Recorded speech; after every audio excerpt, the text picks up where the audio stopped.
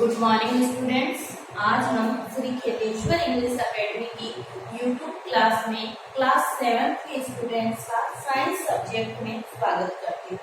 बच्चों, हमने पिछली क्लासेज में चैप्टर 2 न्यूट्रिशन इन एनिमल्स को शुरू किया था। न्यूट्रिशन इन एनिमल्स में हमने डिफरेंट टाइप का देखा था और अभी हमारा टॉपिक क्या चल रहा है? अभी हमारा टॉपिक चल रहा है ह्यूमन न्यूट्रिशन, यानी कि इंसान जो होता है, मनुष्य जो होता है, उसके अंदर न्यूट्रिशन कैसे होता है। ठीक है, देखो हमने स्मॉल इंटेस्टाइन को पढ़ लिया था, लीवर को पढ़ लिया, पेनक्रियास को पढ़ लिया। एक बार मैं इधर डायग्राम ड्रॉ करती हूँ जिससे तुम्हें पता चलेगा। देखो, इस बार मैं मुंह नहीं बनाऊंगी। ये हमारी क्या है? इसोफेगस। ठीक है, फिर ये किसमें कन्वर्ट हो जाती है? स्टमक में। ठीक है, फिर ये फिर घूमती है, इसको हम क्या बोलते हैं? ड्यूडेनम। ये क्या है? हमारी स्मॉल इंटेस्टाइन। ठीक है, ये पीछे से आके नो, और यहाँ पर हमारी क्या होती है? लार्ज इंटेस्टाइन, यानी कि ये स्मॉल इंटेस्टाइन उसके पीछे से है। ठीक है,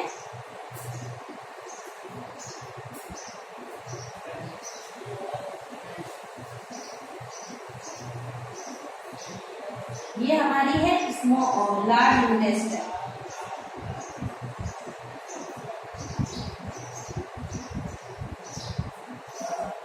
और ये यहाँ से इतना सा अपेंडिक्स है, और ये हमारी क्या है?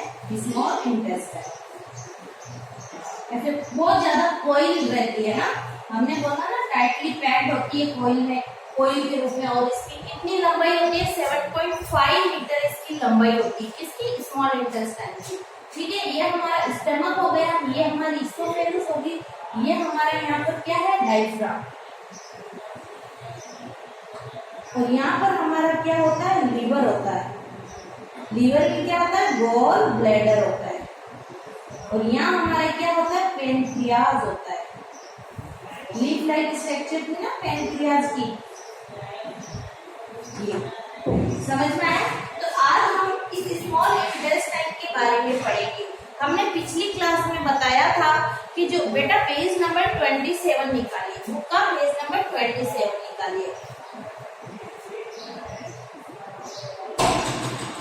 बुक का पेज नंबर 27, इसमें हमने स्मॉल इंटेस्टाइन लास्ट क्लास में पढ़ लिया, लेकिन चलो मैं फिर से पढ़ा देती हूँ।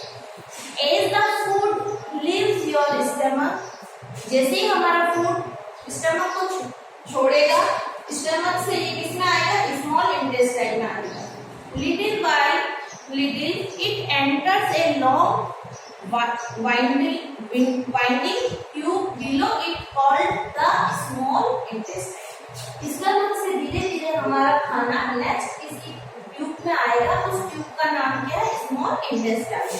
ठीक है, it is a highly coiled. ये कैसी होती है? बहुत ज्यादा कॉइल्ड होती है। कॉइल्ड यानी जैसे इकट्ठी होती है, जैसे हम तार लेते हैं और उसको हम ऐसे लपेट देते हैं तो क्या छोटे हो गए ना, ज्यादा लंबा सरफेस एरिया था, लेकिन हमने उसको कम में क्या कर दिया? इकट्ठा कर दिया। ठीक है, it is a highly coiled about 7.5 metres long tube, यानी स्मॉल इंटेस्टाइन जो होती है उसकी लंबाई कितनी होती है? 7.5 मीटर। ठीक है, digestion of all type food is carried out and completed here, यानी कि जितना भी फूड हम इंटेक करते हैं हमारी बॉडी में, उसका जो डाइजेशन होता है कंप्लीटली वो कहाँ होता है? स्मॉल इंटेस्टाइन में होता है।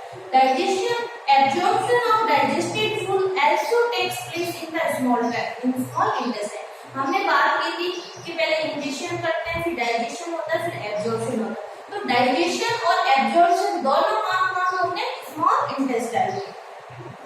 ठीक है, समझ में आया? आगे बढ़ती हूँ। The absorb food is passed into blood systems through which the nutrients reach all parts of the body. फिर ये एब्जॉर्प्शन जो फूड होता है, ये सारा का सारा कहाँ पहुंचता है? ये हमारे पहुंच जाता है कहाँ? ब्लड वेसल्स में, और ब्लड के थ्रू सारे के सारे न्यूट्रिएंट्स पूरी बॉडी में फैला दिए जाते हैं या पहुंचा दिए जाते हैं। ठीक है, the upper part of the small intestine is known as duodenum, यानी कि ये स्मॉल इंटेस्टाइन है और ये स्मॉल इंटेस्टाइन। तो ये अपर पार्ट जो है क्या बोलते हैं, ड्यूडेनम बोलते हैं, which receives secretion from the liver and the pancreas। और ये ड्यूडेनम वाला पार्ट होता है हमारी स्मॉल इंटेस्टाइन का, ये पेनक्रियाज और लिवर से सीक्रेट होने वाले जूस को क्या करता है, एक्सेप्ट करता है, ठीक है, रिसीव करता है। Besides this, the whole of small intestine also secrete digestive juice, ठीक है। और जो स्मॉल इंटेस्टाइन की जो वॉल होती है वो क्या सीक्रेट करती है, डाइजेस्टिव जूस सीक्रेट करती है, जिससे क्या होता है बेटा, जो फूड होता है ना उसका डाइजेशन होता है। फिर आता है लीवर, ये जो लीवर है इसके बारे में बात कर रहे हैं। देखो, liver is the largest gland of our body, weighing up to 3 kg in adulthood. यानी कि अंडरलाइन करना है बच्चों, जो लार्जेस्ट ग्लैंड होती है हमारी बॉडी में वो कौन होता है, लीवर होता है, और इसका वेट कितना होता है, 3 kg इसका वेट होता है, ठीक है। It is reddish brown in colour, और ये कलर में कैसी होती है, रेडिश ब्राउन कलर की होती है ना। It is located in the upper part of the abdomen to the right of the stomach and immediately below the diaphragm. इन्होंने बात की जो ये लीवर होता है वो हमारा एब्डोमेन यानी कि हमारी जो चेस्ट है उससे जो नीचे का पोर्शन होता है, जो पेट वाला, उसको एब्डोमेन बोलते हैं। तो ये हमारा एब्डोमेन के अपर भाग है, ऊपर रहती है, और जो हमारा स्टमक है, स्टमक लेफ्ट साइड में होता है, और ये स्टमक के राइट हैंड साइड में क्या होता है, लीवर होता है, और जस्ट डायफ्राम के नीचे। तो हमारा लीवर कहाँ है, यहाँ हमारी राइट साइड में, ठीक है। आगे बढ़ती हूँ। It perform many important function, यानी कि ये जो लीवर होता है बहुत सारे इंपॉर्टेंट फंक्शन करता है। The liver produce bile which is yellowish green in colour. जो लीवर होता है वो एक जूस सीक्रेट करता है, जूस का नाम होता है बाइल, और ये जो बाइल होता है वो येलो और ग्रीन कलर का होता है, येलोइश ग्रीन, ठीक है। It helps to break down fat particles. आपसे क्वेश्चन पुट कर लिया जाता है कि जो बाइल जूस होता है उसका फंक्शन क्या है, तो आप बताओगे कि जो बाइल जूस है उसका फंक्शन है फैट पार्टिकल्स को ब्रेक करना, यानी कि जो हम फैट पार्टिकल्स खाते हैं, घी, तेल, उनको क्या करता है, ये तोड़ता है, ठीक है।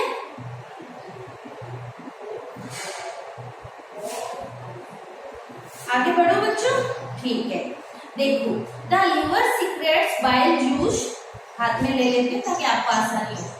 The liver secrete bile juice which is stored in the gall bladder. और बच्चों ये मैंने थैली लाइक स्ट्रक्चर बनाई है, इसका नाम है गॉल ब्लैडर। जो बाइल जूस लिवर के द्वारा सीक्रेट किया जाता है वो कहाँ स्टोर होता है, वो होता है गॉल ब्लैडर के अंदर, ठीक है।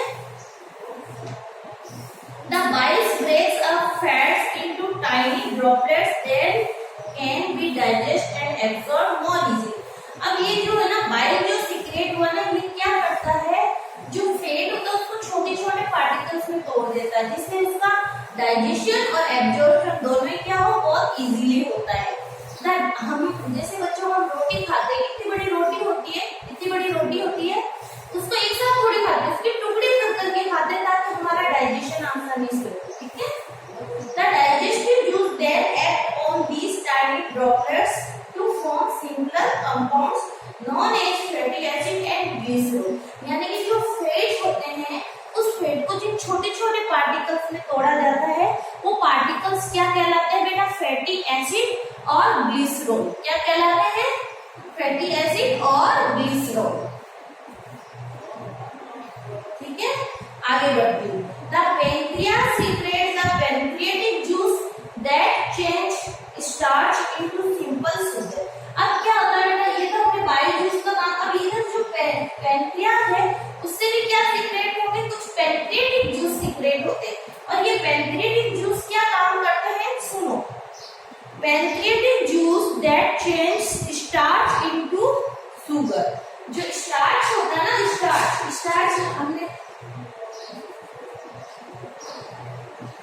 जो स्टार्च होता है ना, स्टार्च, एक मिनट इधर लिखती हूँ, स्टार्च, जो स्टार्च होता है ना इसको किसमें कन्वर्ट करते हैं, शुगर में, ठीक है।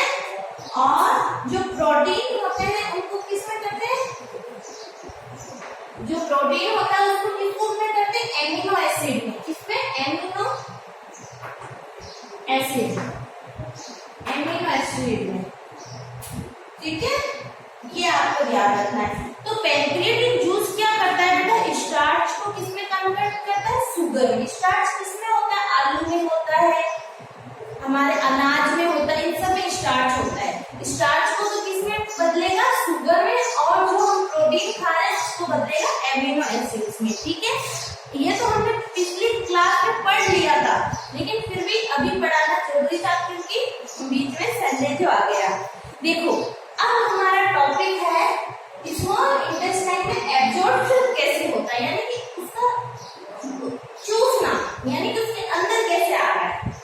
ठीक है, absorption in small intestine. The inner wall of small intestine has a number of finger like outgrowth called villi. बेटा अंडरलाइन करो विलाई में। जो ये जो स्मॉल इंटेस्टाइन है इसको मैं रफ कर देती हूँ। देखो जो हमारे स्मॉल इंटेस्टाइन है, जैसे हमारी स्मॉल इंटेस्टाइन में ऐसा पाइप है, ठीक है, ये तो क्या हो गई, बाहर की सरफेस हो गई, लेकिन जो इसके अंदर की सरफेस है वो क्या करती है, ऐसे फिंगर लाइक ग्रोथ में बना लेती है।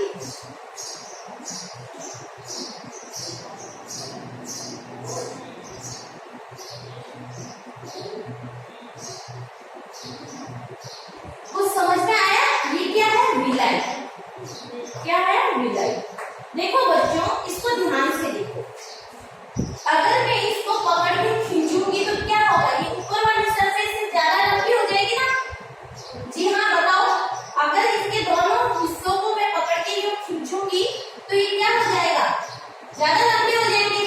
तो बच्चों स्प्रिंग होती है ना, जो स्प्रिंग, उस स्प्रिंग में वायर को यूं घुमा के किया जाता है, वो छोटा हो जाता है, लेकिन जब उसको पकड़ के खींचते हैं तो लंबा हो जाता है ना।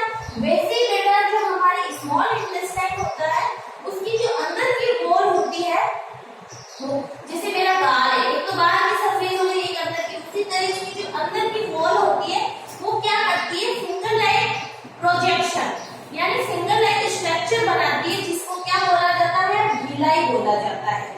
ठीक है, आगे बढ़ती हूँ। The villi increase the surface area for absorption of the digested food। Underline कर लीजिए बच्चों, जो ये विलाई होती है वो क्या करती है, एब्जॉर्प्शन करने के लिए ज्यादा सरफेस एरिया प्रोवाइड करवाती है ना। भाई एक तो इतनी सी सरफेस से एब्जॉर्प्शन हो, एक इतने से हो तो फर्क पड़ता है। वापस पढ़ती हूँ। The villi increase the surface area for absorption of the digested food। Each villus, villus यानी जब ज्यादा होते हैं तो उसको क्या बोला जाता है, विलाई, और जब सिंगल होता है तो उसको villous. Each villus has a network of fine blood capillaries close to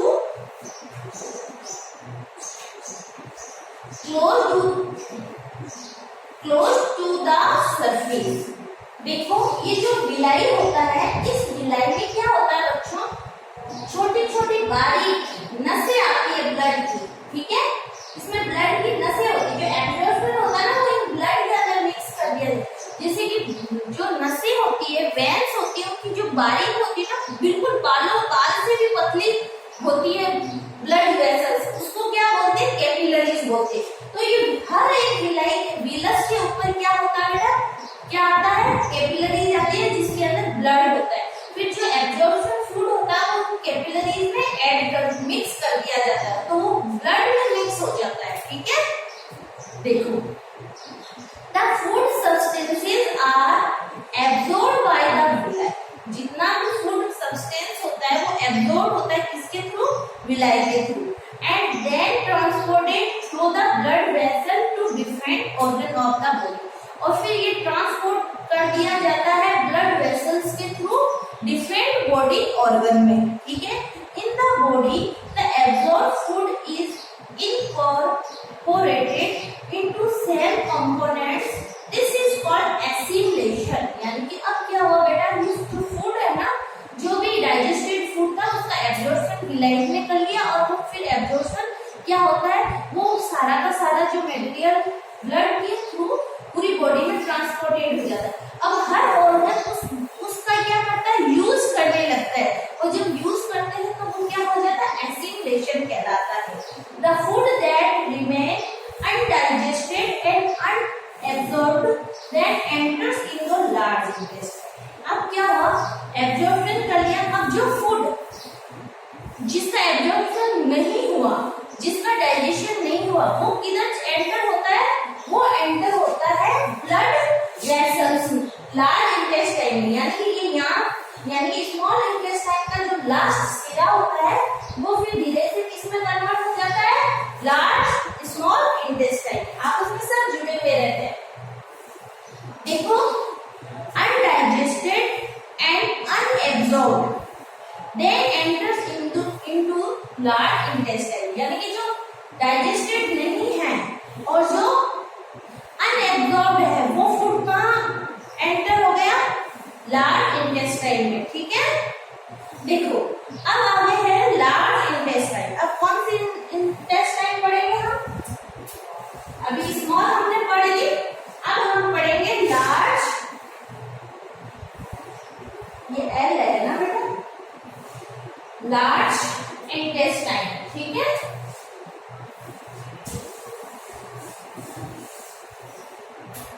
चलो देखो, the large intestine is wider and shorter than small intestine. नाम तो इसका लार्ज है, लेकिन ये लंबाई में पतली होती है, किससे कम होती है, लंबाई में ये कम होती है, किससे, स्मॉल इंटेस्टाइन से। लेकिन इसकी मोटाई ज्यादा होने की वजह से हम इसको लार्ज इंटेस्टाइन बोलते हैं। ठीक है, it is about 1.5 metre in length, यानी कि उसकी लेंथ कितनी थी, 7.5, और इसकी लेंथ कितनी है बेटा, इसकी लेंथ है 1.5 मीटर। 1.5 मीटर लंबी होती है, जबकि वो 7.5 मीटर लंबी थी। देखो, नो डाइजेशन अकर्स हियर, यहाँ कोई भी डाइजेशन नहीं हो सकता। आपसे पूछ ले क्या लार्ज इंटेस्टाइन में कोई डाइजेशन होता है, नो डाइजेशन अकर्स है। Its main function is to absorb water from undigested food material. Very very important है, अंडरलाइन कीजिए। Its main function is to absorb water from the undigested food material, यानी कि जो undigested food material जो large intestine में आए हैं उसमें से केवल और केवल किसका एब्जॉर्प्शन करेगी, ये केवल और केवल वाटर का एब्जॉर्प्शन करते हैं। किसका, वाटर का। ठीक है, वाटर का एब्जॉर्प्शन होगा और किसी भी चीज का एब्जॉर्प्शन नहीं होगा। फिर आता है, आगे बढ़ते हैं, the remaining waste passes into rectum and remains there as a semi-solid feces। देखो बेटा, जो स्मॉल इंटेस्टाइन है इसमें जो पीछे वाला हिस्सा होता है वो क्या कहलाता है, रेक्टम कहलाता है, रेक्टम। और इस रेक्टम में क्या होता है, जो अनडाइजेस्टेड फूड होता है वो किसमें कन्वर्ट होने जाता है, कुछ सेमी सॉलिड फेसिस में, यानी कि थोड़ा गाढ़ा होने लगता है। Rectum store the faces temporarily, ये क्या करता है, जो फेसिस होता है अनडाइजेस्टेड फूड होता है उसको ये क्या करती है, स्टोर करके रखती है। The faecal matter is removed through the anus from time to time. फिर ये क्या करता है, यहाँ से ये फेशियल बाहर निकल आता है, इसको क्या बोलते हैं, एनस बोलते हैं। क्या बोलते हैं, एनस, एनस। ठीक है, तो ये फेशियल है, ये फेशियल जो है वो किसके थ्रू बाहर निकल जाता है, एनस के थ्रू, और दिस इज कॉल्ड ईजेशन। और ये स्टेप क्या कहलाता है, ईजेशन कहलाता है। To maintain a healthy digestive system, eat a healthy diet and eat moderately, slowly and regularly, यानी कि हमें हमेशा हमारी हेल्दी डाइजेस्टिव सिस्टम को रखने के लिए हमें हेल्दी फूड को अपनी डाइट में शामिल करना चाहिए। ठीक है बेटा, फिर नेक्स्ट है the story of stomachs discovery. देखो बेटा, हमने ह्यूमन डाइजेस्टिव सिस्टम को पूरा पढ़ा है।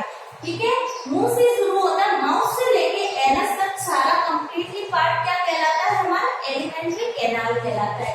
इसमें ये इसोफेगस है जो आगे बढ़ के स्टमक में कन्वर्ट हो जाते हैं। फिर स्टमक ये इसमें स्मॉल इंटेस्टाइन में, स्मॉल इंटेस्टाइन लार्ज इंटेस्टाइन में, और ये इधर लीवर होता है और इधर क्या होता है, पेनक्रियास होता है।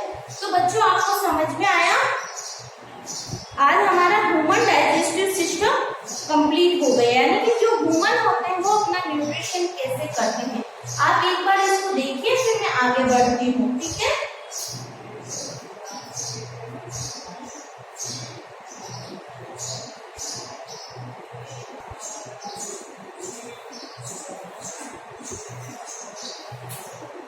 जी हाँ बच्चों, अब हमारा नेक्स्ट टॉपिक है पेज नंबर 28 पे, the story of stomach discovery. यानी कि जो स्टमक है, जो हमारा ये स्टमक है, इसकी कैसे डिस्कवरी हुई उसके बारे में हमें पढ़ना है।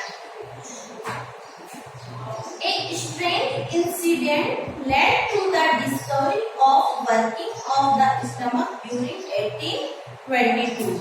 यानी कि बहुत समय पहले की बात है, अभी क्या चल रहा है 2020, और ये बात कब की है, 1822 की। तो एक थोड़ा आश्चर्यजनक घटना घटित हुई। अब देखते हैं क्या घटना थी वो। On 6 June 1822 a Canadian man named Alexis Stephen Martin was accidentally shot in the stomach। यानी कि एक कनाडा का आदमी था जिसका नाम था एलेक्सिस स्टीफन मार्टिन। अब उसके क्या एक्सीडेंट हुआ और उसके स्टमक पे लगी। He was brought to an American army doctor, William Beaumont। यानी कि और ये फिर क्या हुआ, फिर उसके एक्सीडेंट हुआ तो किसको, एक अमेरिकन आर्मी डॉक्टर को, जो कि एक सर्जन था, उसको बुलाया जिसका नाम था William Beaumont. The doctor saved the Canadian patient, but he could not close the hole properly। Beaumont was able to observe the working of the stomach। एक मिनट, the doctor जो था, the doctor saved the Canadian patient। जो doctor था उसने Canadian patient को तो बचा लिया, but he could not close the hole properly। लेकिन जो उसके स्टमक में जो होल हो गया था, उस होल को वो प्रॉपरली बंद नहीं कर पाया। फिर ब्यूमॉन्ट was able to observe the working of the stomach। और फिर उसने जो ब्यूमॉन्ट की जो डॉक्टर था, उसने स्टमक के वर्किंग को ध्यान से ऑब्जर्व किया। He began to perform experiments on digestion using Martin stomach। और वो उसके स्टमक के ऊपर क्या करने लगा, क्या एक्सपेरिमेंट करने लगा। He observed change in secretion and noted the muscular movement of the stomach। उसने देखा कि जो उसकी बॉडी में जो सिक्रेशन हो रहे थे स्टमक में, उसमें कुछ चेंजेस हुआ, और उसके मसल्स का जो मूवमेंट था उसमें कुछ चेंज था। In this way, Beaumont found that the stomach was carrying food। He also extracted a sample of gastric juice from Martin's stomach for analysis। उसने देखा जो फूड था उसको डाइजेशन का काम कर रहा था, और डाइजेस्टिव जूस, ठीक है। तो उसने क्या किया, उस जो गैस्ट्रिक जूस था, उस गैस्ट्रिक जूस के कुछ सैंपल लिया और फिर उसको एनालिसिस किया। He used it to digest bites of food in cows।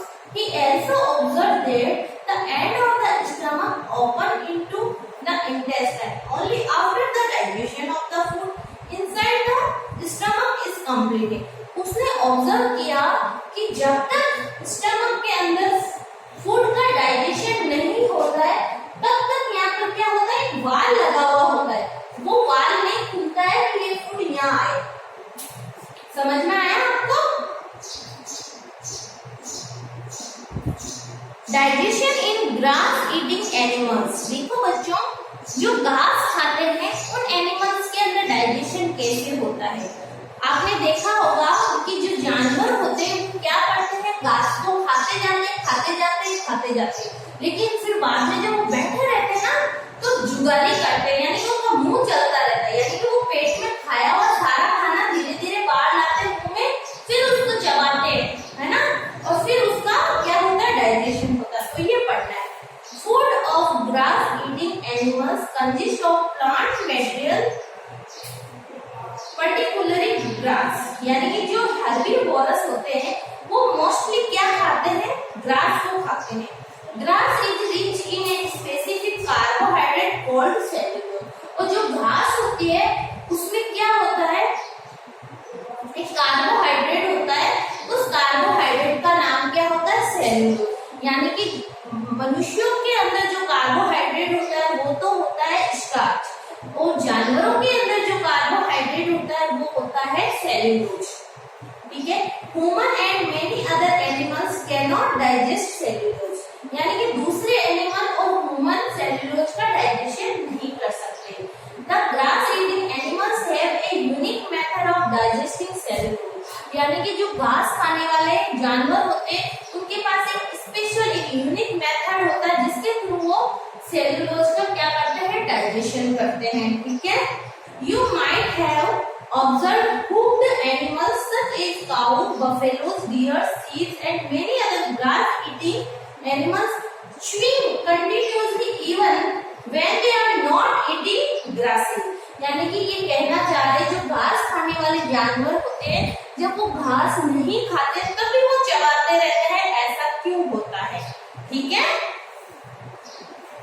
Actually they first swallow the grass and it is stored in a part of their four-chambered stomach called rumen. यानी कि इनका जो stomach होता है वो 4 हिस्सों में बंटा होता है. उसमें एक हिस्सा होता है रूमन. तो ये जो भी खाते हैं तो सारा का सारा खाना पहले अपनी बॉडी में स्टोर करते हैं. किसके अंदर? रूमन के अंदर. है partial digestion of food occurs and the product is called curd. अब इस जो इन्होंने खाना खाया है उसका थोड़ा सा डाइजेशन हो जाता है और उसको बोलते हैं हम curd. When the animal is resting, the curd is brought back into the mouth in small quantities and animal chews it further. This is called chewing the curd. यानी कि क्या होता है जब एनिमल रेस्ट कर रहा होता है उस वक्त उस कर्ड में से थोड़ा थोड़ा पार्टिकल मुंह में लाता है और धीरे धीरे वापस उसका च्यूइंग करता है, उसको चबाता है. This help in the digestion of cellulose. और ये मेथड हेल्प करता है इसमें सेल्यूलोज को डाइजेस्ट करने में. That is why these animals are called ruminants. और ऐसे एनिमल्स क्या कहलाते हैं? रूमिनेट्स कहलाते हैं.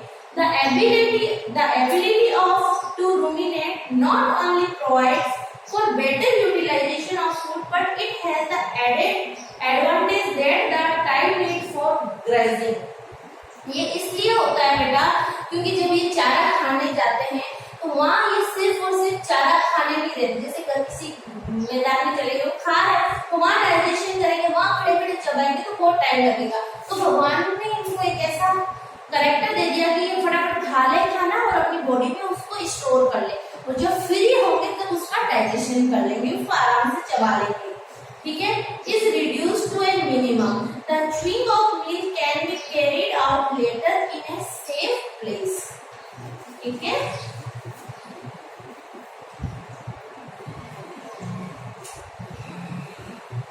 Knowledge box. बच्चों आपका चैप्टर 2 आज खत्म हो गया है. ठीक है.